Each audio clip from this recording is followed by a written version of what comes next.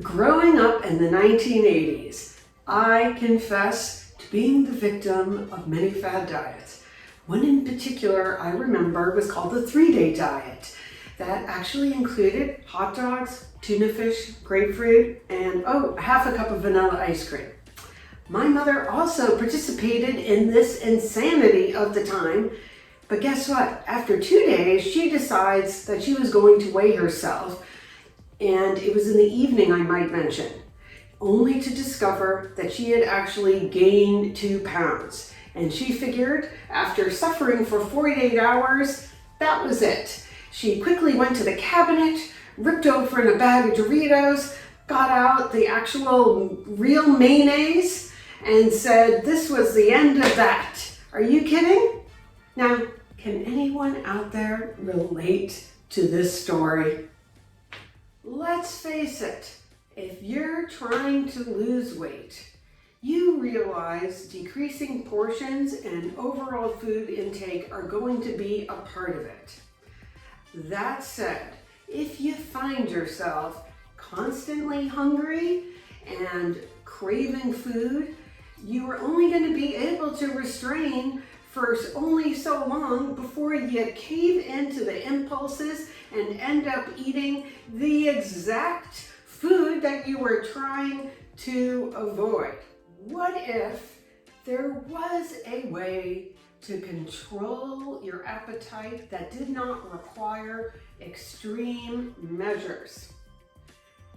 Well, there are in fact many strategies, ones that I have used and my clients, that enable them to naturally control their appetites, cravings, leading to just eating less naturally, losing weight without the need to count calories or even avoid certain taboo foods. Because honestly, the only diet that matters is the one that you're going to be able to sustain over the long term. And I don't know about you, but saying that I can't eat something forever, that's not going to happen. Hi, I'm Bonnie London, and after discovering the solutions to my own weight and health struggles, it is my personal mission to provide you with simple, easy to implement strategies to maintain your preferred weight and your best health and ultimately maintain the best quality of life. So does all of this sound like too good to be true? Well, in today's video, I am going to present seven of my top strategies that can help control your hunger naturally. And I would love if you would try some, if not all of them together, and just let me know how it works for you. So here are my 7 strategies. Number 1, you want to include a combination of protein, fat, and fiber at every meal, because these foods are going to help keep you satiated, keep your blood sugar stable the longest, and yes, stave off hunger. This is particularly important at breakfast time, where so much of the diet in our country is high carbohydrates, and I am not telling anyone to not eat anything, but what I am telling you is making sure you include the protein, fat, and fiber. So good examples might be doing a vegetable omelet as an example, or of course you could do a protein smoothie, but I even have people adding protein to their oatmeal or cereals. But do not forget that you want to also add some fat, particularly in the morning, such as the avocado, or in the egg, it just happens to come in naturally. And something that I do personally is having macadamia nuts quite a bit in the morning. And it is amazing how it keeps you satiated throughout the day. Focus on nutrient-dense foods, because we understand now that, of course, as humans, we need calories to survive. But guess what? We also, our bodies require essential nutrients that we have to get from our diet. But in this modern era of, ultra processed foods, every quote unquote natural flavor can be recreated in the factory. That makes us consume foods that are really fake, so it tastes like it has cheese or whatever it is, substance on it, but it doesn't have the nutrients. So guess what happens when you're done eating like the bag of nacho cheese Doritos? You are still hungry. So if you look for the nutrients, like I'm just giving you an extreme example of the chip, would be like making yourself, kale chips or something. But you get the idea that you want to focus on foods that are packed with nutrients along with the calories, okay?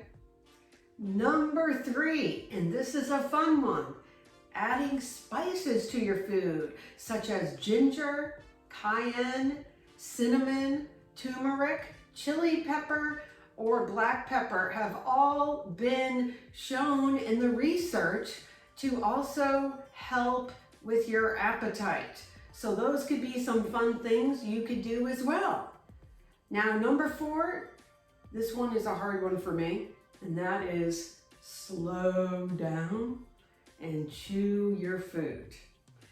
There is quite a bit of research on this as well, that actually taking longer to eat your meal can result in feeling more satisfied and full for longer. So don't be a speedo. It's also healthier. Okay, number 5, definitely drinking water. But guess what? There is also a bunch of appetite suppressing beverages out there, such as green tea, or something I've been doing lately called yerba mate, which is another kind of green tea, I believe, and lemon juice. I do add ginger juice you can do. So these all would be great additions of things to drink on in between meals that actually help with your appetite. Okay, number 6, exercise. And I am talking about the benefit of exercise, that actually it helps regulate your appetite. Now, certainly I would say, there are individual differences, and some exercise actually might be more beneficial. I definitely find that HIIT training really helps with the appetite suppression, but even taking a walk, because of its ability to lower inflammation, this is part of what they say can help with regulating your appetite. So we definitely want to stay active. And finally, number 7, I think is a good idea of kind of wrapping together all of the other suggestions in a way, which is to, when you're going to eat, really focus on the foods that are going to support your goals. Because I really don't want people feeling restricted that they can't have certain foods. But at the same time, if you make sure that you get in what you need, especially earlier in the day when you don't usually have those cravings, I think that you are going to find that this is going to be a lot less painful and more successful. And this is the biggest thing that people do report to me after they change their diet, is that they stop thinking about food. They're not nearly as hungry, but they know it's time to eat, or it's a social situation. Well, to wrap this whole discussion up, although I really do advise against calorie counting, I will still say that calories do count. So finding a way to naturally consume less without having that dreaded hungry feelings, it can be a huge tool to help you reach your goals and, more importantly, maintain them for your life.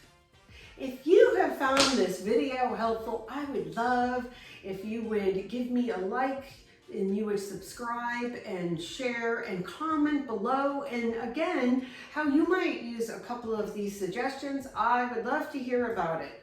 Thank you, and see you in the next video.